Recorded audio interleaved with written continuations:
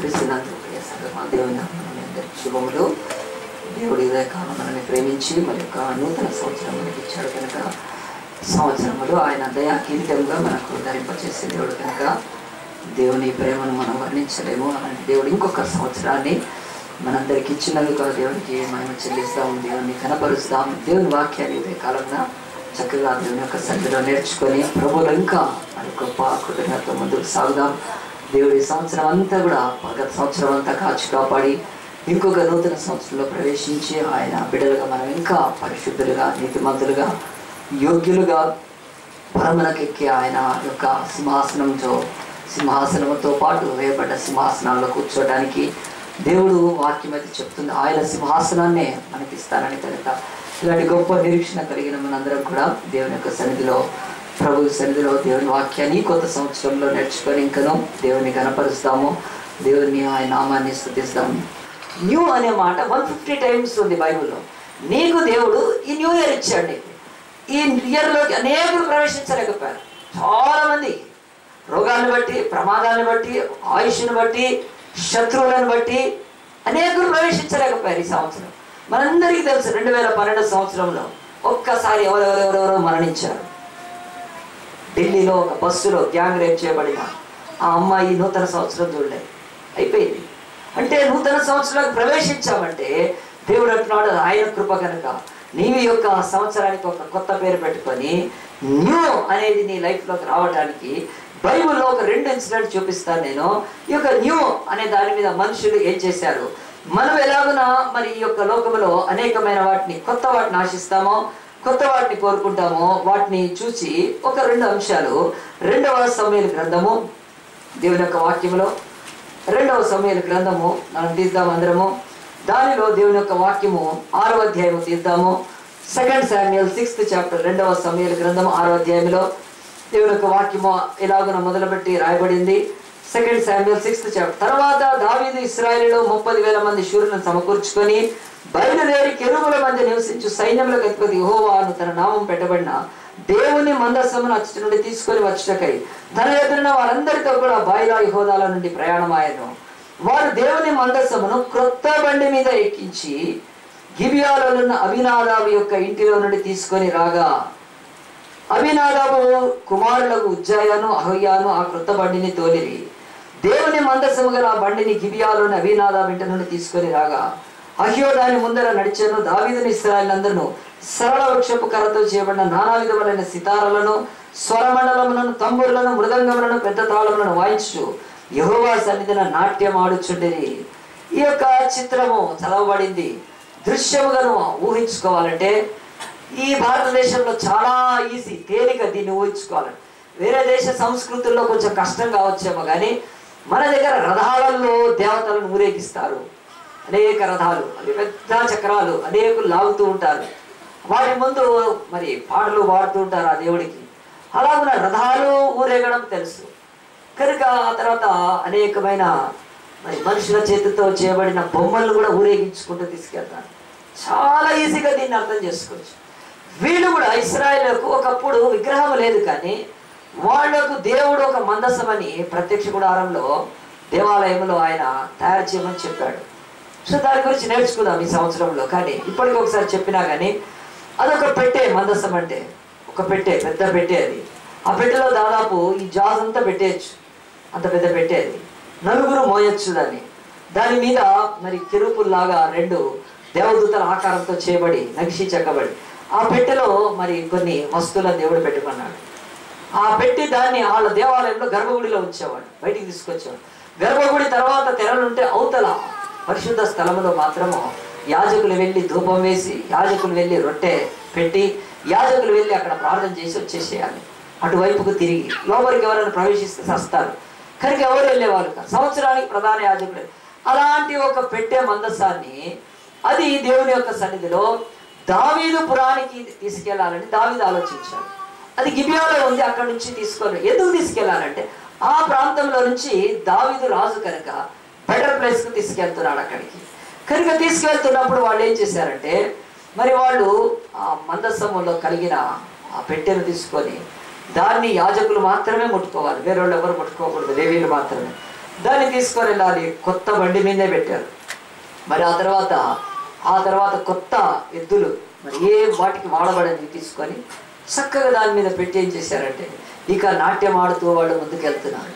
చక్కగా సంతోషం. దేవా, నీ యొక్క గుడారము శిథిలాల్లో ఉంటుండగా నేను మరి చక్కటి సారంభి గృహాలలో ఉండటము, చక్కటి ఆ యొక్క మరి గంధపు గృహాల్లో ఉండటము ఇది నాకు బాధ కలిగిస్తుందని చెప్పి దావీదు షిఫ్ట్ చేస్తున్నాడు దాన్ని బెటర్ ప్లేస్కి. మంచిదే, యాజకులు ఉన్నారు, లేవీలు ఉన్నారు, మంచి పని చేస్తున్నారని చెప్పి ఆ యొక్క పెట్టెను తీసుకొని ఆ యొక్క మందసాన్ని తీసుకొని బండి మీద పెట్టి నాట్యం ఆడుతూ పాటలు పాడుతూ తీసుకొని వెళ్తున్నారు.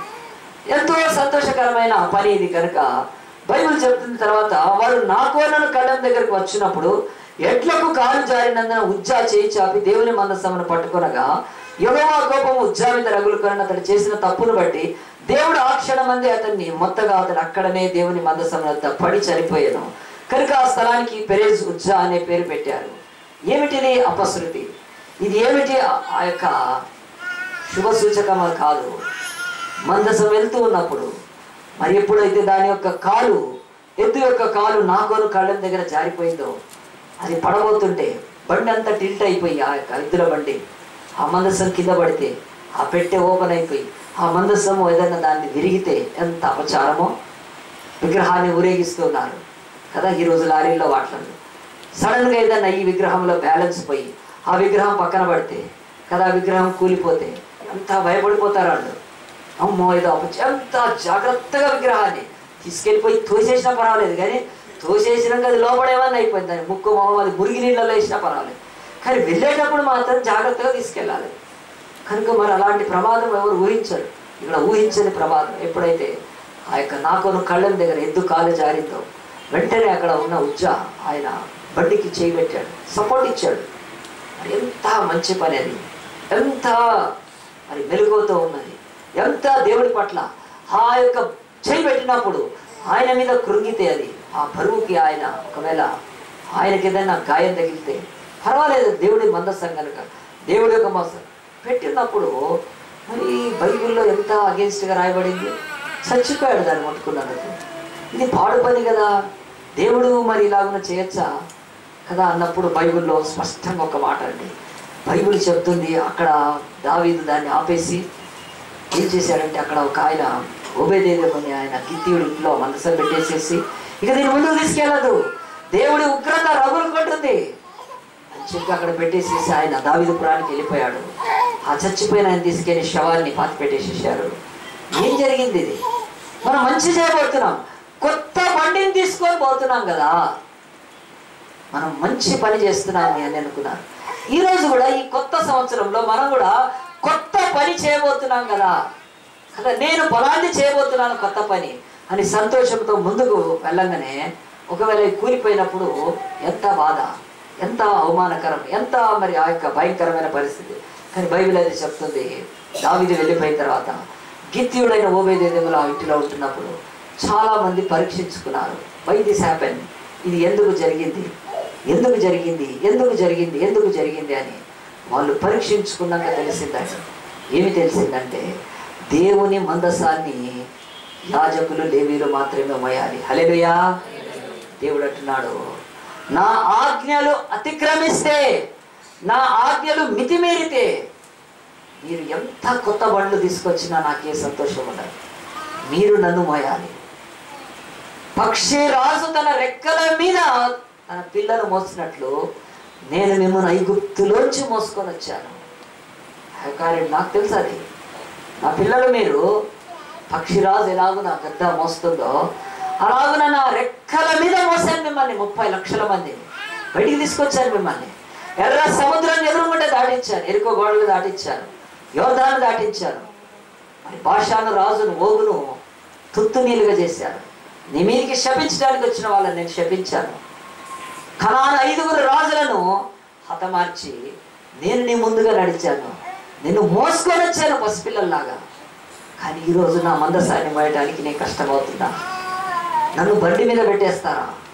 నన్ను ఎత్తుల బండి మీద పెడతారా? కొత్త బండి మీద పెడతారా? దేవుడు అంటున్నాడు, మీరు ఒక్క పని చేశారు, ఏంటంటే బండి కొత్తదే కానీ ఆజ్ఞ పాతది. హల్లెలూయా. రాసి పెట్టుకోండి. ఈ లైఫ్లో కొత్త సంవత్సరంలో నువ్వు ప్రవేశించిన నీవు కొత్త సంవత్సరంగా పేరు పెట్టుకొని కూడా ఏదైనా కొత్త పని చేయాలనుకుంటే బైబిల్ అంటుంది పాత ఆజ్ఞను ఫస్ట్ నువ్వు పరీక్షించు. Go and search what God says about this. ఈ విషయమై దేవుడు ఏం చెప్తున్నాడు, ఎట్లా చేయొచ్చు అని. కనుక దేవుడు అంటున్నాడు నీ జీవితంలో బండి కొత్తదే కానీ ఆజ్ఞ పాతది కనుక చచ్చిపోయాడు. దేవుని సన్నిధిలో ప్రియ దేవుని బిడ్డారా, దేవుడు అంటున్నాడు మనము కొత్త బండులతో కొత్త సంవత్సరంలో కొత్త కొత్త ఆశలతో కొత్త కొత్త అవి చేయాలనుకున్నప్పుడు ఒక్కసారి పాత ఆజ్ఞ ఏమిటి, ఇది ఇలాగున చెయ్యొచ్చా చేయకూడదా అని పరీక్షించుకొని నీవు ఒకవేళ ముందుకు వెళ్తే చాలా మేలు కలుగుతుంది. ఒకరోజు పొద్దున్నే 8 o'clock ఒక ఫోన్ వచ్చి కట్ అయిపోయినా. తర్వాత తెలియలేదు ఆ ఫోను నేను లిఫ్ట్ చేయలేకపోయాను. 12 గంటలకు మళ్ళీ ఆ ఫోన్ రింగ్ అయింది. రింగ్ అయినాక నాకేం చెప్తున్నారంట, అజయ్ అన్న నువ్వు ప్రార్థన చేయాలి, వీలైతే రావాలి. ఎక్కడికి రావాలి? ఉస్మానియా హాస్పిటల్కి రావాలి. ఎందుకు అని అడిగాను. అడిగితే ఆ అమ్మాయి చెప్తూ ఉన్నది ఏమంటుందంటే చాలా ఘోరం జరిగిపోయింది, చాలా ప్రార్థన చేయడానికి రావాలి. సరే నాకైతే ఆ రోజు వీలు పడలేదండి. నెక్స్ట్ డే వెళ్ళాను. వెళ్ళిన తర్వాత ఏమి జరిగింది అని అంటే ఒక కుటుంబంలో తల్లి ఒక బెడ్ మీద ఉంది, కొడుకు ఇంకో బెడ్ మీద ఉన్నాడు. వాళ్ళ పిన్ని ఆమె ఇక్కడ లేదు చెప్తున్నారు. షీ వాజ్ షిఫ్టెడ్ టు చెన్నైకి వెళ్ళిపోయింది. ఏం జరిగి ఇంకెవరు అంటే ఇంకెవరికో ఒక ఆయన బ్యాండేజ్ చేసుకొని వచ్చాడు. ఆ ఇంటి యజమాని ముందుకు వచ్చాడు. నాకు చెప్తున్నారు ఏం జరిగింది అని అంటే వాళ్ళు జీవితంలో ఒక భయంకరమైన ప్రమాదం జరిగింది. ఏమిటి అని అంటే దేవుని యొక్క సన్నిధిలో కొత్త కారు కొనుక్కున్నారు. కొత్త కారు కొనుక్కొని వాళ్ళు బయలుదేరి దాదాపు విజయవాడకి వెళ్ళాలి. హైదరాబాద్ నుంచి బయలుదేరి బండి లేడీ నడుపుతుంది. ఆమె డ్రైవింగ్ బాగా వస్తుంది. ఆమెకు ఈజ్ ఎ ఉమెన్, చాలా ఎడ్యుకేటెడ్, తర్వాత మంచి డ్రైవింగ్ కూడా వస్తుంది. హైవే మీద వెళ్తుంది చక్కగా. వెళ్ళింది సూర్యాపేట దాటింది, కోదాడ కూడా దాటింది. ఎర్లీ మార్నింగ్ బయలుదేరినాక విజయవాడకు ముందు యాక్సిడెంట్ అయింది. యాక్సిడెంట్ అయినప్పుడు ఆమె అంతసేపు నడుపుతూ ఉంటే వాళ్ళ యొక్క బంధువు కుమారుడు యవనస్తుడు, మన దగ్గర యవనస్తులు అందరూ వెహికల్ నడపాలని ఆశ ఉంటుంది కనుక వెహికల్ తప్పక ఇచ్చింది డ్రైవింగ్. ఆ పిల్లోడు అలాగా నడుపుతూ బండి బోర్లా కొట్టి పడిపోయింది. దాదాపు ఎర్లీ మార్నింగ్ 4-5 o'clock టైంలో ఆ బండి పడిపోతే వాళ్ళ గతి కుక్కల కంటే హీనంగా హైవే మీద. ఈరోజు చాలా పెద్ద హైవే వేశారు కానీ 4 track అప్పుడు లేదు, చాలా చిన్న ప్రమాదకరం. మరి వాళ్ళు కింద పడి రక్తం గారుస్తూ ఉంటే దాదాపు 2 hours దిక్కులేదు ఆమె. 2 hours తర్వాత పోలీస్ వ్యాన్ వచ్చి కోదాడ హాస్పిటల్ తీసుకెళ్ళాక అక్కడి నుంచి మళ్ళీ హైదరాబాద్లో హాస్పిటల్కి ఉస్మానియాకి షిఫ్ట్ చేశారు. చేసినప్పుడు ఏమి జరిగింది, ఎక్కడ బాబు డ్రైవింగ్ తప్ప బాబుకి ఇవ్వాల్సింది కాదు, ఆమెనే నడపాల్సింది. ఆమె చాలా ఎక్స్పీరియన్స్. కొత్త కారు కొనుక్కొని మరి వాళ్ళ బంధువుల దగ్గరికి వెళ్తున్నారు ఆ కారు చూపించుకోవడానికి. ఆ కారు తప్పులేదు చూపించుకుంటే ఆ కారు వెళ్ళి వాళ్ళు అప్పట్లో కారు చాలా పెద్ద మంచి గ్రేట్ కమాడిటీ. ఈరోజు నథింగ్, కారు ఏమీ లేదు. ఈరోజు అలాగే విలువ ఉండింది కారు కొన్నప్పుడు. వాళ్ళు కొన్నారు కూడా కారు కొని తీసుకెళ్తున్నారు కొత్త కారు. మరి అబ్బాయి నడపాల్సింది కాదు, ఈమె నడపాల్సింది. మరి ఆమె ఎక్కడుంది ఇప్పుడు? ముందు కూర్చుంది, అద్దాలు కళ్ళల్లో గుచ్చుకొని పోయింది, బ్రోకెన్ గ్లాసెస్. సో కోలాడ్ నుంచి చెన్నై షిఫ్ట్ చేశారు ఐ ఆపరేషన్ చేయడానికి. ఒక ఆయన చెయ్యి ఇరిగి, కాలు ఇరిగి, ఒక ఆమె బ్యాండేజ్తో నడుముకి ఈపుకి తగిలి చాలా డివాస్టేటింగ్. అది హైవే మీద యాక్సిడెంట్. ఏమి జరిగింది? ఎదురుగా నుంచి ఒక లారీ కొట్టలేదు. ఎవరో మరి వాళ్ళను ఓవర్టేక్ చేయబోయి డాష్ ఇవ్వలేదు. చాలా సింపుల్గా జరిగింది. ఏమిటంటే డివైడర్కి దగ్గరలో కొన్ని రాళ్ళు ఉంటాయి. ఆ రాళ్ళు ఒక రాయి కొంచెం ఉంది, ఆ రాయి కనపడలేదు. ఆ రాయి మీద టైర్ ఎక్కితే అలాగున్న 2 పల్టీలు తిని పడిపోయింది. ఆ తర్వాత దేవుడు నాకు ఇచ్చిన ఆత్మలో ఉండే ఆ యొక్క వేదన కానీ అనండి, లేకపోతే పరిశీలన నేను అడిగాను ఎందుకో ఎట్లా ఎప్పుడు జరిగింది అని అంటే ఖచ్చితంగా తెలిసింది. ఏంటంటే అది సండే పూట జరిగిందండి. ఎందుకు చెప్తున్నానంటే వాళ్ళు సండే ఆరాధన పెట్టుకొని కొత్త బండిలో కొత్త కారులో దేవుణ్ణి అవమానపరుస్తూ వెళ్తున్నారు. ఏ కారు అయితే చూపించుకుందామని పోతున్నారో ఆ కారు ఇన్సూరెన్స్ వాళ్ళు కూడా దానికి ఇన్సూరెన్స్ చేయాలంటే ఒకసారి ఆలోచించే రీతిగా పోయింది. మరి కొడుకుకి కాళ్ళు చేతులు విరిగినాయి, ఆమెకు నడుము, ఆయనకు ఇది, వాళ్ళ ఆంటీకి కళ్ళల్లో గుచ్చుకొని పోయింది. ఏంటిదంతానంటే మనం ఏం చేస్తున్నాం? దేవుడు అంటున్నాడు కొత్త ప్రయాణము, కొత్త కారు, కానీ పాత ఆజ్ఞ మీరు సమాజంగా కూడుకుంటాం మానద్దు. ఇఫ్ ఇట్ ఈస్ సండే ఆరాధన మానేసిపోతున్నారు. ఈరోజు గుండె మీద చేపెట్టుకొని అడగండి, ఎప్పుడైనా నీ బంధువులు కానీ ఎవడైనా వస్తే వాళ్ళ కొరకు నువ్వు ఆరాధన మానేసుకుంటే దేవుడి గుండె ఎంత బాధ కలుగుతుంది. చెప్తున్నాను, ఈరోజు సండే ఎగ్జామ్ రాయొద్దు అని నేను చెప్పట్లేదు. ఎగ్జామ్ రాయండి, సాయంత్రం మందిరానికి వెళ్ళండి. తిరగండి, ఫెసిలిటీ. ఒకప్పుడు కరెంట్ లేనప్పుడు, దీపాలు లేనప్పుడు, ఎలక్ట్రిసిటీ లేనప్పుడు ఉదయం ఆరాధనకి వెళ్తే సాయంత్రం మందిరాలు ఉండేది కాదు, గుడ్డి దీపం. ఆనాడే సాయంత్రం ఆరాధనలు పెట్టిన వాళ్ళు ఉన్నారు, మిషనరీస్. ఈరోజు ఎలక్ట్రికల్ లైట్లలో, ఎయిర్ కండిషన్లలో, స్ట్రీట్ లైట్లలో తిరిగే మనము సిగ్గుమాలిన రీతిగా ఆ యొక్క కొత్త కోరుకొని పాత ఆజ్ఞలను మర్చిపోతున్నామేమో. ఆలోచించండి. సండే సంబంధాలు పెట్టుకుంటారు, పెళ్లి సంబంధం. ఖచ్చితంగా దేవుని సేవకుడిగా చెప్తున్నారు, ఆ సంబంధాలు సండే చూసుకున్న వాళ్ళ కుటుంబాలు కట్టబడవాలి. సండే వాళ్ళ హాలిడే ఉంటే సండే లార్డ్స్ డే, ఇది ప్రభువు దినం, నేను ఆరాధించుకోవడానికి వెళ్ళిపోతాను. బంధువులు వస్తే చెప్పాలి వాళ్ళకి, ఇంట్లో కూర్చోండి, నాతో చర్చికి రండి. లేదంటే బయట తాళం వేసి ఉంటాను, వచ్చే వరకు కూర్చోండి. చెప్పగలుగుతున్నామా? వాళ్ళ కొరకు దేవుని గాయపరుస్తున్నాం. కొత్త కొత్త వాటి కొరకు పాత ఆజ్ఞలను, కొత్త కారు అలాగూ తీసుకొచ్చారు, చేసుకొని వేరే దాంట్లో they could not reach where they want to reach. Because దేవుడి గుండె మండిపోయి, నా కోను కళ్ళెములో. ఒక ఆయన చచ్చిపోతే, ఒక వ్యక్తి చచ్చిపోతే దేవుడు ఇంత చెడ్డవాడు అంటే దేవుని వాక్యం చెప్తుంది, ఉజ్జా చేయి చాపి దేవుని పట్టుకుంటే అక్కడే చచ్చిపోయాడు. ఆలోచించండి. ఈరోజు దేవుడు అంటున్నాడు కొత్త బండి, పాత ఆజ్ఞ ఇంపార్టెంట్. ఈరోజు దేవుడు అంటాడు ఈ ఫస్ట్ సండే, ఇక 51 సండేస్ ఉంటాయి. ఆలోచించి ఎన్ని సండేలు నేను దేవుని మందిరాన్ని ఎగ్గొట్టి లోకాన్ని కనపరుస్తాను. జాగ్రత్త. అందరికీ జరిగినట్టు, ఒకరికి జరిగినట్టు అందరికీ జరుగుతుంది, అది అందరికీ జరుగుతుంది. దావీదు గజగజలాడిపోయాడు, మహారాజు ఆత్మతో కుళ్ళిపోయాడు. దేవా ఏం తప్పు చేశాడు. వెళ్ళాడు, వెతికాడు, వెతికాడు. వెతికిన తర్వాత దాన్ని తర్వాత తీసుకొచ్చాడండి. తర్వాత యాజకులు మోసుకుంటూ తీసుకొని వచ్చారు.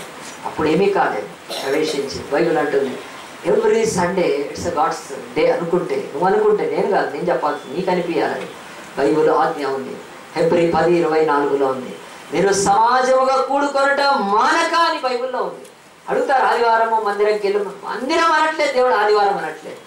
సమాజం, the church, the congregation should gather on every day when the leader or the pastor gives the call. అంతే. ఎప్పుడైతే నియమించుకున్నామో, నేనేం నియమించలేదు, నియమింపబడింది ఇది. ఈరోజు రేపు ఇక్కడ మన భారతదేశంలో ఆ యొక్క క్రీస్తుని వ్యతిరేకించే ప్రభుత్వాలు వస్తే, హిందూ ప్రభుత్వాలే ఆ చేతికి వెళ్ళిపోతే ప్రభుత్వం వాళ్ళు తీసేస్తారు. సండే న్యూ ఇయర్ హాలిడే తీసేసాడు ఎన్టీ రామారావు. మీకు తెలుసా? మన ఎన్టీ రామారావు అనే ఒక సీఎం, అంతవరకు ఆయన సీఎం కాకముందు January 1st హాలిడే ఉండేది, ఆయన తీసేసాడు. హాలిడే తీసి ఈ రోజు వరకు హాలిడే లేదు మనకి. కాబట్టి ఏదైనా జరగచ్చు. కాదు గురించే దేవుడు సండేనా మండే అనట్లేదు. సమాజంగా కూడినప్పుడు నువ్వు ఉంటున్నావా లేవా? కారు తీసుకొని పోయి కళ్ళు పోగొట్టుకొని ఒళ్ళు హోరం కావడానికి కారణము కొత్త కారు, పాత ఆజ్ఞ విస్మరించారు, తర్వాత తెచ్చుకున్నారు తిప్పలు. ఆలోచించుకుందాం. ఈ సంవత్సరం మనము కొత్త, మరి ఆ యొక్క బండితో కొత్త సంవత్సరంలోకి వెళ్దాం అనుకుంటే అది పొరపాటు. కానీ కొత్త సంవత్సరంలోకి వెళ్ళిన పాత ఆజ్ఞను మనం గైకొనాలని బైబిల్ చెప్తుంది.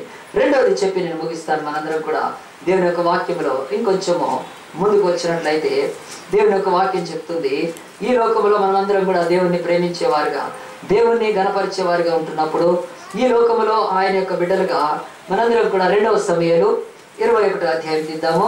ఇదే 2వ సమూయేలు గ్రంథంలో 21వ అధ్యాయము. కొన్ని మాటలు చెప్పి నేను ముగిస్తాను. చూడండి, ఫిలిష్తీయులకు 15వ వచనం, 2వ సమూయేలు గ్రంథం 21వ అధ్యాయం. ఫిలిష్తీయులకు ఇశ్రాయేలుకు యుద్ధము మరల జరగగా దావీదు తన సేవలతో కూడా దిగిపోయి, 2 సామ్యూయల్ 21:15, దావీదు తన సేవకులతో కూడా దిగిపోయి ఫిలిష్తీయులతో యుద్ధము చేయనప్పుడు అతడు సొమ్మాసీలను యుద్ధం చేస్తూ సమస్యలిపాడు. దావీదుకు బాగా అప్పటికే యుద్ధాలు చేసి చేసి చేసి అలసిపోయాడండి. మన సచిన్ టెండూల్కర్ లాగా ఆడి ఆడి ఆడి సెంచరీలు కొట్టి పాపం అలసిపోయాడు సచిన్ టెండూల్కర్ కూడా కదా. అలాగనే మరి ఇదిగో ఆనాడు దేవుడు తన నామాన్ని బహుగా మహిమపరుచుకున్న దావీదు సామ్రాజ్యాన్ని చేశాడు. He was not a king, he was a king of kings, ఎంపరర్గా. అలాంటి దావీదు రాజుతో ఫిలిస్తీన్లు మళ్ళీ ఒకసారి యుద్ధం చేయడానికి వచ్చారు. అప్పుడు ఆయన చేస్తూ సొమ్మసిల్లిపోయాడంట. దేవుని వాక్యం చెప్తుంది 16. అప్పుడు రెఫాయిల సంతతి వాడు ఇష్బీ బెనోవా అని ఒకడు ఉండేను. అతడు ధరించి ఉన్న ఖడ్గము కొత్తది, న్యూ స్వర్డ్, కొత్త ఖడ్గము. వాని ఈట 300 తులముల ఎత్తు ఇత్తడి గలది. 300 ఈట ఎత్తాలంటే చేయబడిపోతాడు, చాలా పవర్ఫుల్ ఉన్నాడు వాడు. కత్తి కొత్తది, 300 తులముల ఎత్తు ఇత్తడి గలది. ఇప్పుడు తులం కాదండి, 10 గ్రామ్స్ తులం కాదు. మనకు 10 గ్రామ్స్ అంటే ముత్తూట్ ఫైనాన్స్ కదా, అది ఆ కొలత కాదు ఇక్కడ ఉంది. ఇది వేరే బైబిల్లో ఉంది, ఇప్పుడు చెప్తా. కొలతల గురించి నేను ఒకరోజు ప్రసంగం చేసినప్పుడు చెప్తాను. 300 తులముల ఎత్తు ఇత్తడి గలది. ఈ బరువు చెప్పడానికి కారణం ఏంటో తెలుసా అండి? బైబిల్లో వాడి పేరు రాశాడు ఇష్బీ బెనోవా. అంత మాత్రాన అయితే నేను నమ్మేవాడిని కాదు బైబిల్లో ఈ మాట. కానీ వాడు ఏ జాతికి చెందినవాడో చెప్తాడు. రెఫాయిలు వాడు. రెఫాయిల్ అంటే జైంట్స్, ఆనాడు జీవించిన జైంట్స్. గొల్యాత్ అలాంటి వాడే ప్రపంచంలో జీవించారు. టెలిఫోన్ పోల్ ఎత్తుండేవాళ్ళు, 13 అడుగులు ఎత్తుండేవాళ్ళు. టెలిఫోన్ డిపార్ట్మెంట్ వాళ్ళకి తెలుసు, నాకు కాదు. 13 అడుగులు ఎత్తున్నాడు. 13 అడుగులు ఎత్తున్నాడంటే మనం ఎలాంటి చేరేయాలి ఇక్కడ? మరి ఈ రూపు మనోడికి అవుతుందా కాదా? నేను చర్చకు వస్తా అన్నాడు అనుకో, నేను న్యూ టెస్ట్మెంట్కి ఎన్టీసీకి, ఎట్లా వస్తాడు? ఎట్లా రావాలి అసలు లోపలికి? అక్కడ రావాలంటే ఆయనను గలివెరండు ఆ కథలాగా కట్టి తీసుకొని రావాలి, ఇట్లా పండుకోబెట్టి కదా. పడుకున్నాగానే ఆయన కూర్చోలేడు, ఈ నుంచి ఆడ నిలబడతాడు. ఆ కెమెరా దాకా పడుకొని అక్కడి నుంచి రాలి. ఆలోచించండి, 13 feet వ్యక్తి ఎదుట ఒక 6 feet 7 feet వ్యక్తి ఏం నిలబడతాడు? అలాంటి వాడు కనుక ఎత్తాడండి రెఫాయిల్. వాడు తీసుకొని వాడిని ఈట 300 తులములు ఎత్తిగలది. నేను దావీదును చంపెదలని అతడు చెప్పి ఉన్నాను. ఎందుకంటే అప్పటికే దావీదు సొమ్మసిల్లు ఉన్నాడు. వాడు అటాక్ చేస్తూ వచ్చేసాడు మీదికి. బైబిల్ అంటుంది, సిరియా కుమారుడైన అభిషేయి రాజును ఆదుకొని ఆ ఫిలిస్తీన్లను కొట్టి చంపాను. అందరూ చప్పట్లు కొట్టి ఒకసారి గణపరుద్దామంటే, సిరియా కుమారుడైన అభిషా రాజును ఆదుకున్నాడు. ఎప్పుడైతే రాజు సొమ్మసిల్లాడో అప్పుడు రాజును ఆదుకోవడానికి ఒక అతను వచ్చాడు, అభిషేక్. యేసు క్రీస్తు కల్వరి సిలువను మోస్తున్నప్పుడు, కుప్ప కూలినప్పుడు, లేవలేనప్పుడు ఒక ఆఫ్రికా దేశస్తుని కొద్దిసేపు సిలువ మోయటానికి దేవుడు ఇచ్చాడని. ఎస్, దేవుడు కూడా, యేసు ప్రభువు కూడా ఒకరోజు కుప్ప కూలిపోయాడు మన పాప శాపాలను కోసం. యెరూషలేము కొండ మీదకి ఎక్కుతున్నాడు, భయంకరంగా కొడుతున్నారు. ఆయన తట్టుకోలేకపోయాడు. అప్పటికి ఆయన పిప్పి చేసి పెట్టారు 39 కొళ్ళ దెబ్బలు. సిలువను లోయలోకి కాదు, కొండకి మోస్తున్నాడు. ఆ కొండ మీదకి వెళ్తున్నప్పుడు పడిపోయాడు. ఒకటి పట్టుకొచ్చారు, ఆయన మీద సిలువ పెట్టారు, కొద్దిసేపు ఇచ్చేశారు. బైబిల్లో చాలాసార్లు మహాబలాఢ్యుల దేవుని బిడ్డలు కుప్ప కూలినప్పుడు ఎవరో ఒకరు ఆదుకునే వాళ్ళు ఉంటారు. నేను చెప్తున్నాను ఇక్కడ, నేను ఒకరోజు వాక్యం చెప్తున్నప్పుడు మరి ఆ రోజు నా కళ్ళు తిరిగిపోయాయి. బాగా ఇది లేదు, ఆ యొక్క పాత మరి చర్చ్ హాల్, ప్రేయర్ హాల్లో గాలి ఆడట్లేదు, మరి యొక్క ఏసీలు పనిచేయట్లేదు, ఫ్యాన్లు వేసాము, ఎవరు కిటికీలు ఇవ్వట్లేదు. కనుక మనోడు చెప్తేనే చేస్తారు, చెప్పిన కాడికే చేస్తారు. హల్లెలూయా. చెప్పండి ఏది చేయలేరు, మోటివేషన్ లేదు స్పిరిట్ ద్వారా. కనుక ఆ యొక్క కిటికీలు తీయలేదు, సఫకేషన్ స్టార్ట్ అయింది. వాక్యం చెప్తూనే కుప్పగొలిపోయారు. ఆ రోజు చెప్తున్నానండి, ఆ రోజు నన్ను పట్టుకుంది ఫస్ట్, నాకే తెలియదు కానీ కిరణ్ పిస్కిలా పట్టుకుందండి. హల్లెలూయా. ఇక్కడే ఉంది, నాకు తెలియదు కరెక్ట్గా, మరి చెప్పారు తర్వాత పట్టుకున్నాను. అదే దేవుడి బిడ్డలు చెప్తున్నాను, ఎంత దేవుడి బిడ్డలైనా కుప్ప వెళ్ళిపోతారు రోజు, కానీ దేవుడు ఆదుకుంటాడు ఎవరినో ఒకరిని పట్టుకొని. అలాగే నా దావీదు కుప్ప వెళ్ళిపోయాడంటే నాకేమనిపించలేదు. యుద్ధాలు చేసి చేసి అలసిపోయాడు కనుక ఇంకొక యుద్ధానికి నేను రానలేదు, కానీ యుద్ధ భూమిలోకి వెళ్ళాడు. బాగా వయసు వచ్చేసింది. ఆయన ఉంటే శత్రు సైన్యాలు గడగడ గడగడలాడతాయి. గుండె సింహం కలిగిన వాళ్ళ యొక్క గుండె నీరు గారిపోద్దని రాయబడింది. ఎందుకంటే ఆయన సింహాలకే సింహం దావీదు కనుక ఆయన యుద్ధ భూమిలో ఉంటే భయపడతారు. కానీ రెఫాయిలు భయపడరు. రెఫాయిలు తమ శక్తి, తమ యొక్క దేహ దారుఢ్యము, పరాక్రమం మీద ఆధారపడి దావీదు లాంటి సింహాలతో పెట్టుకోవడానికి వస్తారు. కానీ ఆయన కుప్ప కూలిపోయినప్పుడు ఎవరు సహాయం చేసేది? దేవుడు అభిషేక్ లేపాడు, ఇల్లి రెఫాయిల్ని వాడిని చంపేశాడు. ఇక దేవుని బిడ్డలారా, మెసేజ్ ఏంటి ఇక్కడ అంటే, బైబిల్ అంటుంది మన శక్తి, మన సామర్థ్యము, మన బలము, మన పరాక్రమంలో ఒకటి ఇక్కడ కనిపిస్తుంది. కొత్త ఖడ్గము తీసుకొని వచ్చి దావీదును చంపేయచ్చు అనుకున్నాడు. చాలా పదునైనది అది. It was so sharp, so powerful weapon. అది కొత్త ఖడ్గాన్ని తీసుకొని వచ్చాడు. 13 అడుగులోడు దావీదుని చంపేస్తే ఈ దేశంలో దావీదు యొక్క వంశము నాశనం అయిపోతుంది. దావీదు వంశములో నుంచి యోసేపు రాడు.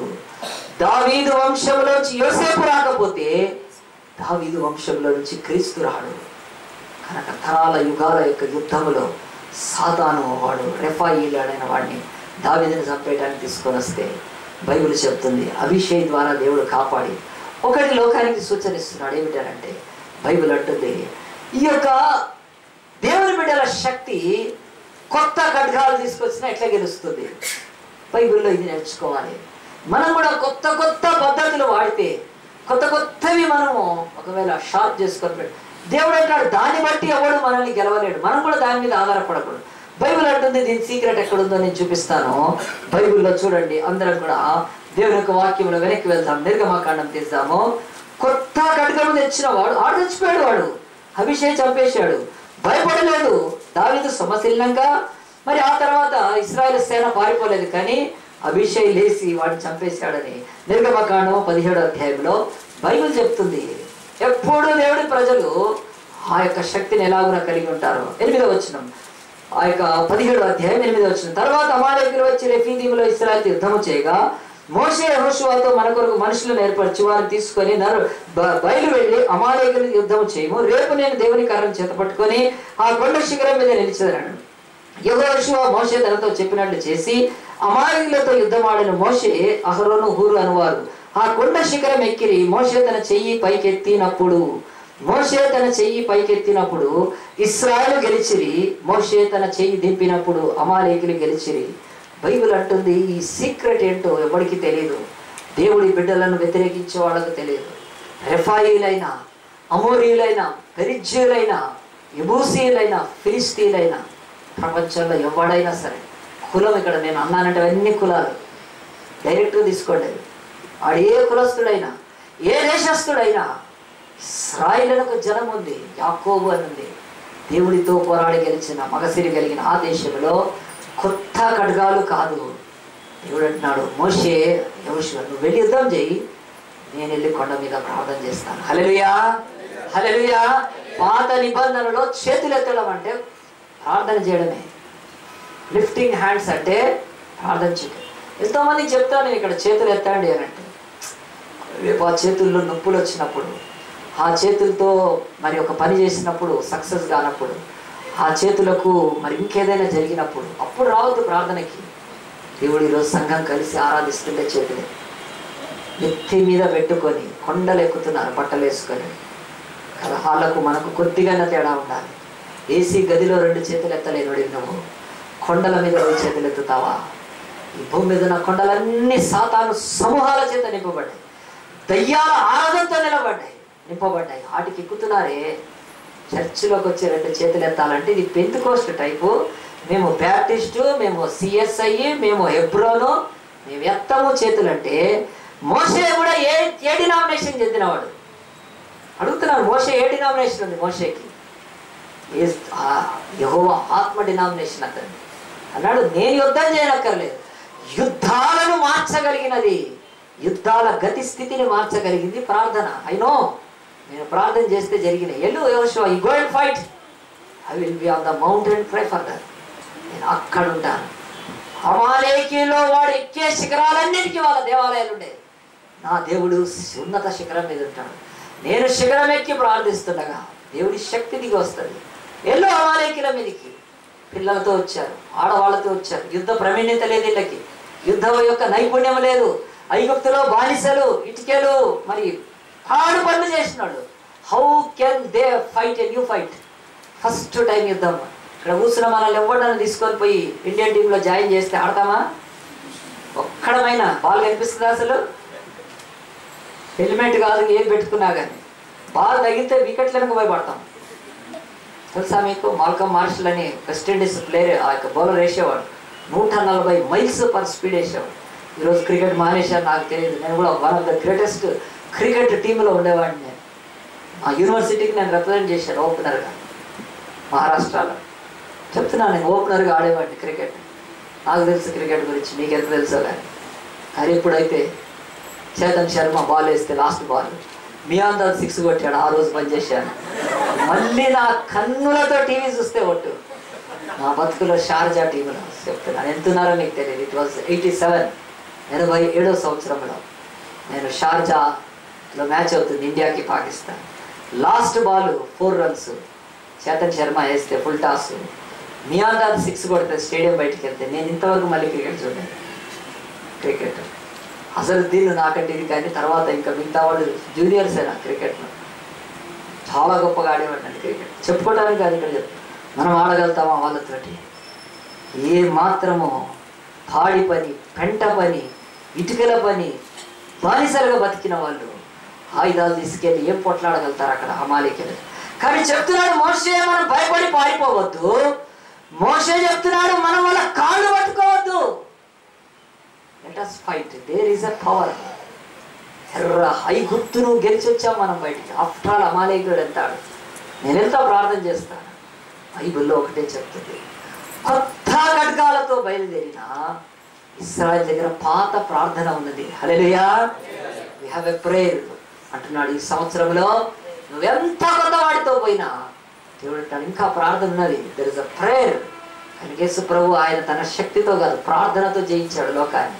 ఆయన యొక్క ప్రార్థన జీవితము అంతా కూడా కొండలలో ఆయన రోదనతోనూ కన్నీళ్లతోనూ మహావేదనతోనూ తన్ను మరణం నుంచి కాపాడగలిగిన వారికి యాచనలు విజ్ఞాపనలు చేయొచ్చు ఆయన జయమునందేనని బైబిల్లో ఉంది. హెబ్రీ 5:7 బైబిల్ చెప్తుంది. హౌ ఎలాగున అభిషేయి జయించాడు. దావీదు పడిపోయి ఉంటే, సొమ్మసిల్లి పడిపోయి ఉంటే, ఆ రెఫాయిముల వాడాడు. ఎంత పెద్దగా ఉన్నాడు?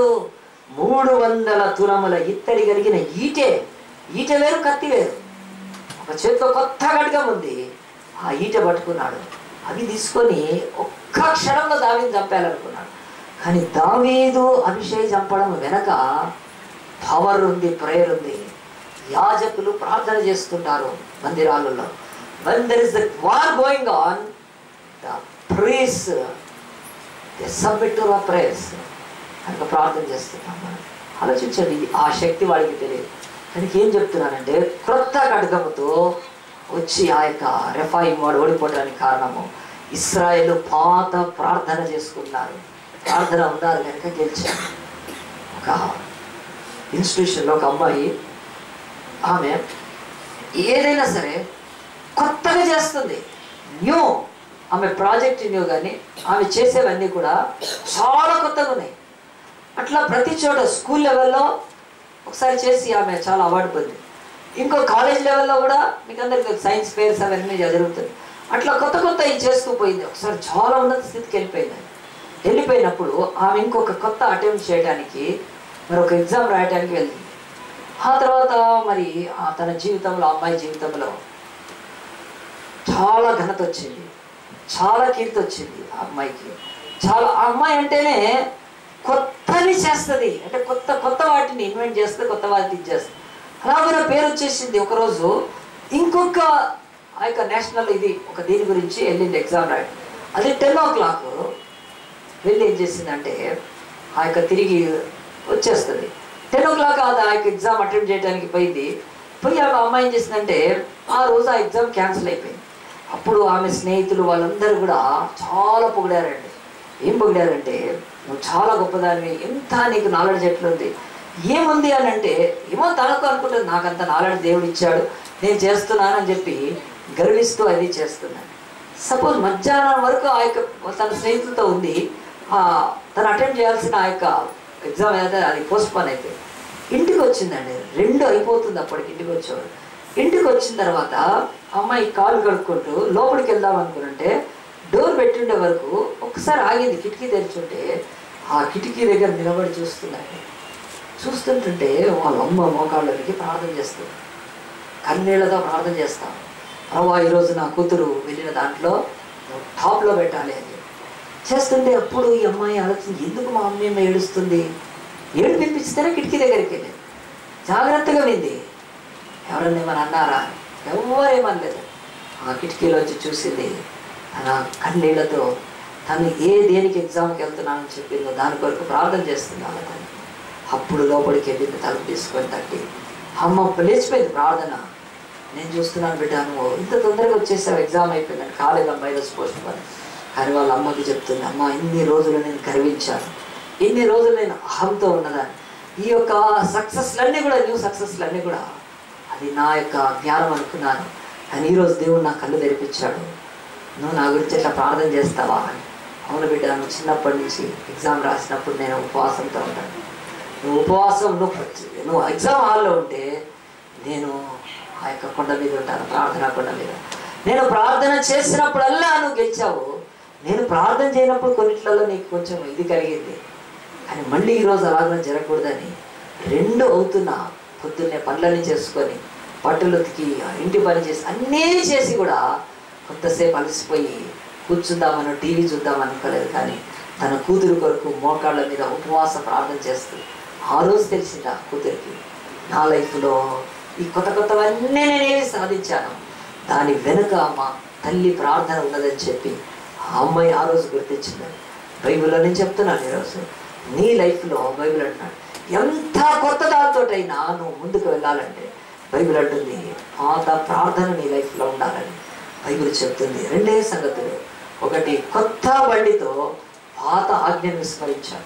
నువ్వెంత కొత్త బండ్ల మీద ఎంత కొత్తగా వేగంగా వెళ్ళాలనుకున్నా బైబిల్ అంటుంది ఈ సంవత్సరంలో, ఈ కొత్త సంవత్సరంలో వెనక్కి బైబిల్ అంటుంది పాత ఆజ్ఞలేవో విస్మరించదు. అంతేకాదు ఈ సంవత్సరం అంటుంది నువ్వు కొత్త ఆ యొక్క ఖడ్గాలతో ముందుకు వెళ్ళాలనుకుంటే బైబిల్ అంటుంది దాంట్లో జయం లేదు, పాత ప్రార్థనలో జయం ఉంది. దావీదు వెనుక ప్రార్థన ఉన్నది. అలాగే ఎన్నో మీకు చూపించగలుగుతా, మీరే చదువుకోవచ్చు కూడా. బైబిల్ అంటుంది ఈరోజు ఉదయకాలం నా కొత్త సంవత్సరము మొదటి ఆదివారము మనం ఏం ఉపయోగిస్తున్నాం? యేసు వెళ్ళి గొల్గొతా కొండకి ఎక్కక ముందు ఓలివల కొండలో ప్రార్థన చేస్తున్నాడు. ఆయన సనాతనమైన ప్రార్థన భూమి మీద, ఆయన హనోకు ప్రార్థన చేశాడు, షేతు ప్రార్థన చేశాడు, ఎనోషు ప్రార్థన చేస్తున్నప్పుడు మరి భూమి మీద ప్రార్థన చేశారని ఆదికాండం 4వ అధ్యాయంలో ఆఖరి మాటల్లో రాయబడి. మరి ఆ ప్రార్థనను దేవుడు యేసు ప్రభు గెత్సెమనే తోటలో యేసు ప్రభు ఆయన ఆ యొక్క మరి రాళ్ళ మధ్యలో ప్రార్థన చేస్తున్నాడు. ఎంత పాత ప్రార్థన యేసు ప్రభు ఉపయోగించుకున్నాడు. 2 మాటలు చూసి మనము ప్రార్థన చేసుకుందాము, దేవుని యొక్క వాక్యాన్ని ముగించుకుందాము. మనందరం కూడా ఆదికాండం 4వ అధ్యాయంలో దేవుని యొక్క వాక్యం 26వ వచనం, మరియు షేతునకు కూడా కుమారుడు పుట్టాడు, అతనికి ఎనోషును పేరు పెట్టినప్పుడు యెహోవా నామమున ప్రార్థన చేయుట ఆరంభమైనది. బైబిల్ అంటుంది ప్రార్థన చేయుట ఆరంభమైనది అని చెప్పి దేవుని యొక్క వాక్యము స్పష్టంగా చెప్తున్నది. దేవుని యొక్క సన్నిధిలో మనందరం కూడా చూస్తే పాత ప్రార్థన యేసు ప్రభువుడు ఉపయోగించాడు. ఎందుకు ఉపయోగించాడంటే దేవుడే తన వాక్కుతో చెప్పాడు. చూడండి, ఇర్మియా గ్రంథము 6వ అధ్యాయము 16వ వచనం చూద్దాం. ఇర్మియా గ్రంథము 6వ అధ్యాయం 16వ వచనం తీసి మళ్ళీ ఒకసారి చదువుదాం ఈ వాక్యము. యెహోవా ఇలాగ సెలవిచ్చున్నాడు, మార్గములను నిలిచి చూడుడి, పురాతన మార్గములను గురించి విచారించుడి, మేలుకొని మార్గమే కానీ అడిగి అందులో నడుచుకోండి. చాలండి. ఇర్మియా 6:16లో బైబిల్ స్పష్టంగా చెప్తున్నది. కొత్త బండి కాదు, పాత ఆజ్ఞను, కొత్త ఖడ్గము కాదు, పాత ప్రార్థన మన జీవితాలు. తల్లిదండ్రుల నుంచి మనకు సంక్రమించాల్సింది వాళ్ళ శరీరాల్లోని వ్యాధులు కాదండి, మన ప్రార్థన పిల్లల్లోకి వెళ్తుంది. Our parents prayer makes us great warriors. తల్లిదండ్రులు ఉన్న వాళ్ళకి చెప్తున్నా, పిల్లలకు ఆస్తిని కాదు, వెండిని కాదు, బంగారాన్ని కాదు, ఈ లోకంలోని స్థలాలను కాదు. దేవుడు అంటాడు నీ పిల్లల బ్రతుకులకి ప్రార్థన నీ జీవితంలో వచ్చేలా. తల్లిదండ్రులు ప్రార్థన చేస్తే చూస్తే తప్ప పిల్లలు ప్రార్థన చేయరు. అన్న ప్రార్థన చేయడం చూస్తే తప్ప తమ్ముళ్ళు చేయరు ప్రార్థన. వాక్యం చెప్తుంది మోషే ప్రార్థన చేస్తున్నాడు, ప్రార్థన ఆ యొక్క వారసత్వాన్ని కంటిన్యూ చేసుకుంటున్నారు. ఈరోజు ఎంతమందిలో ఉంది ప్రార్థన అంటే అదిగో మనీ కాల్స్ గుర్తొస్తుంది. ఆ మనీ కాల్స్కి ఒక ఫోన్ కొడితే వాళ్ళు ఇంకో కాల్ ఇస్తారు. ఆ మనీ కాల్స్ ఏమంటే నువ్వు పార్ట్నర్గా, నువ్వు మాకు పార్ట్నర్గా క్రీస్తు శరీరంలో అతికించబడద్దు. ఆయన రక్తసిక్తమై దేహము ఛిద్రమైపోయి పిలుస్తున్నాడు, లోబడిన వాళ్ళని ప్రజలారా నా దగ్గర రండి, నేను చేర్చుకుంటాను. దాంట్లోకి వెళ్ళే దేశ శరీరంలోకి మాకు పార్ట్నర్ కండి. మా ప్రార్థనలు మేము అమ్ముతూ ఉంటాం. We sell prayers so we become rich people. నీ బ్రతుకులో మాత్రం ప్రార్థన లేకుండా చేస్తాను. మనీ కాల్స్కి దయచేసి ఫోన్లు చేయొద్దు. బైబిల్ చెప్తుంది, నీవు ప్రార్థన చేస్తే నీ పిల్లలకు ఆ దీవెన నువ్వు చేస్తే. రేపు పిల్లలు ప్రార్థన చేసుకున్నా మరి దేవుని వాక్యం మోషే ఎక్కడి నుంచి నడుచుకున్నాడు? యోకేబు అమ్రాపేట్ తల్లిదండ్రులు ప్రార్థన చేసేవాళ్ళు, బానిసలు మోకాళ్ళ మీద ప్రార్థన చేసి బానిసల బతుకులు వాళ్ళకు గుడిసెల్లో స్లమ్స్ లాగా ఉండేవాళ్ళు. వాళ్ళ బతుకులు బహు హీనమైన స్థితిలో they not left the prayer. ప్రార్థన చేశారు వాళ్ళు. కనుక మోషే ప్రార్థన నేర్చుకున్నాడు, దేశాలకు ఆశీర్వాదకరంగా ఉన్నాడు. ప్రార్థన పాత పద్ధతి. పిచ్చోడ పాస్టర్, నువ్వు పిచ్చోడివి. ప్రార్థన అంటే మనీ కాల్స్, టవర్స్ ఉంటాయి, కొట్టు ఫోను తెచ్చుకొని ప్రార్థన. దేవుడు ఫూల్ కాడండి. ఆయన వెర్రి వాళ్ళం మనం అవుతాం అంతే. ఎందుకు వెర్రి వాళ్ళని చేస్తున్నారు వాళ్ళంటే? నీకు బైబుల్ తెలియదు, ఇలాగ చెప్పేవాళ్ళు లేడు నీకు. బైబుల్ తెస్తే దేవుడు అన్నాడు కదా, అడుగుడి అన్నాడు కానీ కదండి కాల్ చేయండి అన్నాడా? చెప్పండి మరి. నా నామన మీరు ఏదైనా అడగండి, తండ్రి కుమారుని మహిమపరచబడక చేస్తాను. నాకు మొరబెట్టు వారి నేను దయాళుడను, నా యందు మీరును మీ యందు నా మాటలు నిలిచి యుండులేడలా మీకు ఏది ఇష్టమో అడుగుడి, అవి నేను మీకు అనుగ్రహిస్తాను. సార్ ప్రామిసెస్ చెప్పట్లేదు. అట్లా చేయమని ప్రార్థన నేర్చుకునే సంవత్సరము కొత్త కొత్త పనులకు పాత ప్రార్థన పనికి వస్తుంది. 300 ఇత్తడి కలిగిన ఆ యొక్క వెయిట్ ఉన్న ఆ యొక్క ఇత్తడి, ఆ యొక్క ఈటలైనా, కొత్త తలతలాడే ఖడ్గాలైనా నీకు విజయాన్ని ఇవ్వలేవు. ప్రేయర్. నీ కూతురు మానాలంటే, నీ యొక్క కూతురు కుటుంబం కూలిపోతుంటే ఎవడ ప్రార్థన చేయమ్మా. ఇది పాత పద్ధతి, కొత్త పద్ధతి కాదు. ఎవడంటున్నాడు పాత పద్ధతి ప్రార్థన. నీ పిల్లలు తిరుగుబాటు చేస్తుంటే ప్రార్థన చెయ్యి. నీ శత్రువు లేచి నీ మీదకి వస్తే ప్రార్థన చెయ్యి. వేరే ఏవి సిద్ధపరచుకోవచ్చు. ప్రార్థనలో నీ మోకాళ్ళు విరిగినప్పుడు, నీ చేతులు ఎత్తబడినప్పుడు అమాలేకులు అణచబడుతూనే ఉంటారు. నీ బిడ్డలు చేయమనవుతూ ఉంటారు. ఏ పాస్టర్ అయితే తన యొక్క సంఘం కొరకు ప్రార్థన చేయలేడు, వాడు కుక్కవాడు. వాడు ఇల్లు తిరుగుతాడు డబ్బుల కొరకు. వాడు నమ్మద్దు అలాంటి పాస్టర్లు. ఇంటికి వచ్చి ప్రార్థన చేస్తాడు. వాడు దొంగ వాడాడు. నీ పేరు తీసుకొని మోకాళ్ళు నీ మందిరంలో చేయాలి. వాడి భార్య ప్రార్థన చేస్తే అలా నమ్మచ్చు వాళ్ళు. కనుక అలాంటి పాస్టర్ నమ్మద్దు. ఇంటికి వచ్చి ప్రార్థన చేస్తావని మొబైల్ కాదు, నువ్వు ప్రార్థన నేర్చుకోవాలి. నువ్వు ఇక్కడ వచ్చి ప్రార్థన నేర్చుకొని తర్వాత నువ్వు నలుగురికి ఇచ్చాలి. ఇది బైబిల్ పద్ధతి. ఇంటింటికి తిరిగి అమ్మ రా అని దేహి అనేది కాదు ఇది కదా. దేవుడు అంటున్నాడు, ఆయన రోషం గల దేవుడు కదండి. మోషే ప్రార్థన చేయడానికి వెళ్ళాడే కానీ పక్క రాజ్యానికి వెళ్ళి ఎవడి సహాయం కోరుకొని రా, మా దగ్గర చాలా వెండి ఉంది, చాలా బంగారం ఉంది, ఐగుప్తు నుంచి తెచ్చాము, ఇక వాళ్ళు ఎర్ర సముద్రం కూడా దాటిపోయాము, ఇక రాళ్ళు నహీ ఆ సక్తే వో, ఏ గోల్డ్ హమారా హీ ఛై, ఏ బంగారం హమారా హీ ఛై, మేము ఇస్తాము నీకు ముల్లే. అమాలేకులతో పోరాడమని అడగలేదండి మోషే. ఏమన్నాడు తెలుసా? యెహోషువ యుద్ధం చేయి, సస్తే అందరం సస్తాం, నన్ను కూడా లాస్ట్ పైన చంపేస్తాను, వచ్చి పట్టుకోండి ముసలోని, నేను చచ్చిపోవడానికి సిద్ధం. కానీ కాళ్ళ బేరాలు లేవు దేవుడి బిడ్డలకి. ఎందుకనంటే ప్రార్థన మోషే కంటే ముందుంది. అబ్రహాము ప్రార్థన చేశాడు, ఇస్సాకు ప్రార్థన చేశాడు, యాకోబు ప్రార్థన చేశాడు, జనములను సేనలను పారదోలాడు. నోహు ప్రార్థన చేసి భూమి ఎంత పట్టుకుపోతే కూడా మిగిలాడు. మరి మిగిలి ఉంటుంది ప్రార్థనలో ఆ శక్తి ఉంటుంది. మోషే ఎవ్వడి కాలు పట్టుకోలేదు, ఎవ్వడు బేరసారం లాంటి. తర్వాత ఇశ్రాయేలు యొక్క 43 రాజుల జీవిత చరిత్రలు నేను సంవత్సరాలు మొదలుపెట్టి చెప్తాను. ఈ చరిత్రలో ఒక్కొక్క రాజు గురించి 3 భాగాలు చెప్పగలుగుతాను. నేర్చుకున్నాను కనుక చెప్తున్నాను. ఆ యొక్క 16 మంది న్యాయాధిపతులు ఉన్నారు బైబిల్లో. ఒక్కొక్కళ్ళ లైఫ్లో హౌ ద ప్రేయర్ వర్క్స్. ప్రార్థన వదిలిపెట్టి ఆ యొక్క ఇతరుల ప్రాపకం కొరకు కాడు పట్టుకున్న రాజులంతా కూడా గుడ్లు వీకబడి గొలుసులు వేసుకొని పోయారు తప్ప ఎప్పుడు ప్రార్థన చేసినా దేవుడు అంటాడు విజయం ఇస్తూనే ఉన్నాడు. అంటే అందరం తలలు ఉంచుదామా, ప్రార్థన చేసుకుందామా? ఇదే కాలంలో దేవుడిని అడుగుదామా? దేవాని వాక్యం ఎంత స్పష్టంగా ఉంది ప్రభా. కొత్త బండి ఎక్కించి ఒకటి ప్రాణాన్ని తీసాం మనం. దావీదు పశ్చాత్తాపడ్డాడు. నేను ఎంత ఫూల్ అయిపోయాను, నేను అసలు ఈ యాజకులు కూడా ఎవ్వడూ నాకు ఎందుకు చెప్పలేదు. కన్నీరు గార్చాడు దావీదు. అప్పుడు దేవుడు బయలుపరిచున్నాడు, దావీదు నువ్వు ఎన్ని యుద్ధాలు చేసినా యుద్ధాలకు మీ పద్ధతులు ఉపయోగించవచ్చు, కానీ నా ఆజ్ఞ మార్చలేదు. నా కుమారుడు ఈ మందసములోంచి బయటకు వస్తాడు. ఆ యొక్క మందసము కంటే హీనమైన చెక్క మీద ఆయన మోసుకుంటూ వెళ్ళబడి కలువరిలో ప్రాణం పెడతాడు. అంతవరకు మందసం నిలిచి ఉండాల్సిందే, దీని పద్ధతులు నిలిచి ఉండాల్సిందే.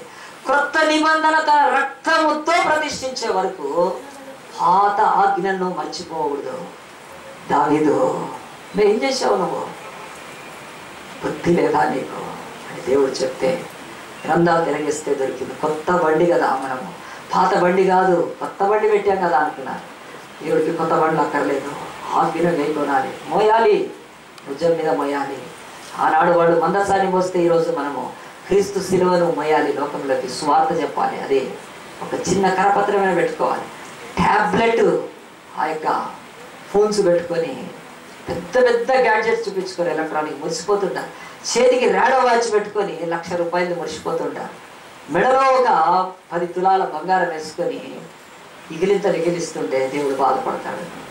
నా కుమారుడు సిలువను మోసాడే నీ కొరకు, ఒక్క కరపత్రం నీ దగ్గర ఉందా? అసలు చర్చి కొట్టేప్పుడు బైబుల్ పట్టుకోవడానికి ఒక సాంగ్ బుక్ తెచ్చుకోవడానికి నీకు ఇష్టం లేదే. నా కుమారుడి పేరు ఎత్తుకుంటావు బిడ్డ, నువ్వు అదిగో అట్లా కొత్త బండ్ల మీద ఎక్కించి తిప్పుతావా? నేను అట్లా తిరగని బిడ్డ, నన్ను తీసుకెళ్తే నువ్వు తీసుకెళ్ళు, లేదంటే రానంటాడు యేసు ప్రభు. అని ఆయన కొరకు మనము కొత్త సంవత్సరంలో ఈ సంవత్సరానికి ఏదైనా ఒక పేరు పెట్టుకొని కొత్త పనులకు మనం పాత ఆజ్ఞలను కైకొంటున్నామా? అంతేకాదు కొత్త కొత్తవి తయారు చేసుకొని శత్రువు మీదకి వెళ్ళే కంటే పాత ప్రార్థన దేవుడి సన్నిధిలో మనం ఇచ్చేద్దామా? నేను చెప్పిన మాటలు కాదు, యేసుప్రభు అన్నాడు, మీరు ఎల్లప్పుడూ ప్రార్థన చేయండి, మీరు విసుగక నిత్యం ప్రార్థన చేయండి, మీరు శోధన తప్పించుకున్నట్లు ప్రార్థన చేయండి, మనుష్య కుమారుని నిలబడటకు శక్తిమంతవరకు అవటకు ప్రార్థన చేయండి. అడుక్కోవడానికి కాదు ప్రార్థన, ఆయన ఎదుట నిలబట్టాలి, అనేకుల విడుదల కొరకు. మోషే పైకి వెళ్ళి టెలిస్కోప్ పెట్టి చూడట్లేదండి, ఆయన ప్రార్థన చేస్తున్నాడు. దేవా, ఇక అమాలేకీయులు మమ్మల్ని నాశనం చేసేస్తే ప్రభువా, మరి మేము ఉండం కదా, మమ్మల్ని ఎందుకు తీసుకొచ్చావు, సహాయం చేయమన్నప్పుడు ఆ ప్రార్థన అమాలేకీయులను అణిచివేసింది. అభిషేయి వెనక ఉన్న ప్రార్థన రెఫాయిని అణిచివేసింది. ఈరోజు నీ బ్రతుకులో స్థాపించుకుంటావా? యేసయ్యా, ఈ కొత్త సంవత్సరంలో ఒక పాతవి 2 కమాండ్మెంట్స్ అండ్ ప్రేయర్, ఆజ్ఞలు నేను కైకొంటాను ప్రభా, నేను అవమానపరిచాను ఆయన. కొత్త సంవత్సరంలో నేను కొత్త విక్టరీస్ నేను పొందుకుంటాను. తీర్మానం చేసుకుంటే నువ్వున్న చోటే నీ చేయి చూపిస్తే నీ కొరకు నేను ప్రార్థన చేస్తాను. దేవా, నువ్వు మంచి దేవుడు ప్రభా నాయన, నీ బైబిల్లో ఎంత స్పష్టంగా రాయబడిన మాటలు నీ దాసులు చెప్తున్నాను. ఈ కొత్త సంవత్సరం నేను ఈ సంవత్సరం ప్రభా అయ్యా కొత్త బండ్ల మీద కాదు నాయన, పాత ఆజ్ఞలను కైకొంటాను. కమాండ్మెంట్స్ ఆర్ ఓల్డ్, అవి పాతవే, అవి నిజమైనవి. 2000 సంవత్సరాలు అయింది న్యూ టెస్టిమెంట్ ఇచ్చి, అదే మారలేదు, అదే ఉంది, దాని మీద నువ్వు ఇచ్చేయి. కొత్త కొత్త పాస్టరు, కొత్త కొత్త పద్ధతులను ఆ పాస్టర్ని నిలది. Is it in Bible? అది బైబుల్లో ఉందా? అయితే కూడా నేను నమ్మను. నేను దాన్ని విచారణ చేసి ఆ వాక్యం సరిగ్గా లేదో నేను పరీక్షించినాక ఐ విల్ యాక్సెప్ట్ యూ అని చెప్పు. దావీదు ఆయన తప్పులో కాలు వేయడానికి ఆయన కారణం ఏంటంటే గ్రంథాన్ని పరిశీలించలేదు. వెళ్ళి గ్రంథం ఉండింది ఆ రోజు కూడా వాళ్ళ దగ్గర, ధర్మశాస్త్ర గ్రంథం. ఈ మందసాన్ని ఎట్లా తీసుకెళ్లాలో ఉంది, అక్కడ రాసింది. ఓవర్లుక్ చేశాడు, నిర్లక్ష్యం చేశాడు. దానికి మరి ఆ యొక్క మూల్యం చెల్లించుకున్నాడు. గడగడలాడిపోయారు. అగ్ని అలాగని అందరినీ కాల్చేసి ఉంటే ఏమైపోయింది? నాకొను గార్డెన్ దగ్గర దావీదు సచ్చుండేవాడు, కానీ దేవుడు మాత్రం ఆగాడు. ఆయన ఉగ్రతలో తెలియక చేశారని అదొక్కడి గుర్తుపెట్టుకోయి మాట. They have done without the knowledge, ignorance. So God has forgiven them. ఈరోజు దేవుడు అడుగుతున్నాడు, నీ జీవితంలో తెలిసినాక నువ్వు ఏం చేస్తున్నావు? ఇది సమర్పించుకున్నాం. కొత్త సంవత్సరంలో పాత ఆజ్ఞలు ఆయన, ఓల్డ్ కమాండ్మెంట్స్. ఓల్డ్ అంటే ధర్మశాస్త్రంలో ఇంకా, ధర్మశాస్త్రం కొట్టివేయబడింది కనుక ఎవరు నీ చర్చలో దశం భాగం వేస్తే నేను తీసుకోను. ధర్మశాస్త్రం క్రీస్తుంటే కొట్టివేయబడింది. క్రొత్త నిబంధనలు అన్ని ఆజ్ఞలు. క్రొత్త నిబంధనలు ఏ ఆజ్ఞలు రాయబడలేదో ఆజ్ఞలు పాత నిబంధనలు కూడా చెల్లుతాయి. యేసయ్యా నేను కైకొంటాను. రెండోది పాతది ప్రార్థన. ప్రభు, నేను ప్రార్థన చేస్తాను నాయన, నా పిల్లలు ఏ దేశాల్లో ఉన్నా, నా యొక్క బిడ్డలు ఎక్కడున్నా కాపాడబడతారు నాయన. అది చాలా నీ దగ్గర నుంచి మాకు నాయన అష్యూరెన్స్. ప్రార్థన చేస్తాం. దేవునికి స్తోత్రం. చేతులు దించి వేద్దాము, ప్రార్థన చేసుకున్నాం. మహోన్నతుడా, పరిశుద్ధుడా, ప్రేమ స్వరూపి నీకే మహిమగంతులు కలుగునుగాక నాయన. బైబిల్లో న్యూ అనే మాట 150 టైమ్స్ ఉన్నప్పటికీ నాయన, ఒక 2 మాటల వెనుక ఒక నిగూఢమైన సత్యాన్ని నాయన నీ ఆత్మ ద్వారా ప్రభు మాకు ప్రత్యక్షపరిచినందుకు స్వామి నీకు లెక్కలేని స్థితులు స్తోత్రం నాయన. ఇదిగో తండ్రి కొత్త బండి మీద పాత ఆజ్ఞను విస్మరించి ప్రాణప్రదం నాయన ప్రాణపాయాన్ని కొని తెచ్చుకున్నారు నాయన. మేము అలాంటి పని చేయకూడదు కాక నాయన. క్రొత్త ఖడ్గముతో నా తండ్రి పాత ప్రార్థనా శక్తి కలిగిన ఇశ్రాయేలు యొక్క సింహం దగ్గరికి వెళ్ళి ఆ సింహము సొమ్మసిల్లితే చంపుదామనుకున్నా అప్పుడు కూడా అయ్యా అభిషేక్ చేత నువ్వు చంపించి నీ బిడ్డల చేత నువ్వెంత గొప్ప కార్యాలు చేసావు నాయన. ఈ కొత్త సంవత్సరంలో అయ్యా మేము కూడా పాత నా తండ్రి నాయన ఆజ్ఞలను ఆ యొక్క పాత ప్రభా నా తండ్రి నాయన ప్రార్థనను మేము వాడుకొని ఈ సంవత్సరం అంతా జయం పొందుదము గాక. నీవే మాకు సహాయం తెచ్చు. విత్తబడిన వాక్యము నారు కట్టి నీరు పోసి నిరంతరంగా ఫలింపచ్చు. విని వదిలిపెట్టే చెవులు అవి చాలా నా తండ్రి నాయన మరి దరిద్రపు నాయన శాపంలోకి వెళ్తాయి. విని గ్రహించి ఆచరించే తండ్రి హృదయం లాగా నాయన ఈ వాక్యాన్ని వారికి ఫలింపచ్చు. అంతేకాక చేతులెత్తిన బిడ్డలు వారి సమర్పణ నీ చేత అంగీకరింపబడదు కాక నాయన. వారు నా తండ్రి నాయన పెదవులతో కానీ అయ్యా మనసుతో చేసుకుంటే కాదు హృదయంతో ఇవి యొక్క తండ్రి సమర్పణ చేసుకున్నారు కనుక వారి సంవత్సరం అంతా ఈ రెండింటిలో నాయన ముందుకు సాగుటకు సహాయం చేయాలి. బలహీనుడు ఎన్నికలైన నన్ను కూడా మీరు నిలబెట్టినందుకు నీకు వందనాలు చెల్లించుకోండి. యేసయ్యాను మహారోదనముతోనూ వేదనతోనూ కన్నీళ్లతోనూ యాచనలు సమర్పించి అంగీకరింపబడ్డావు నాయన.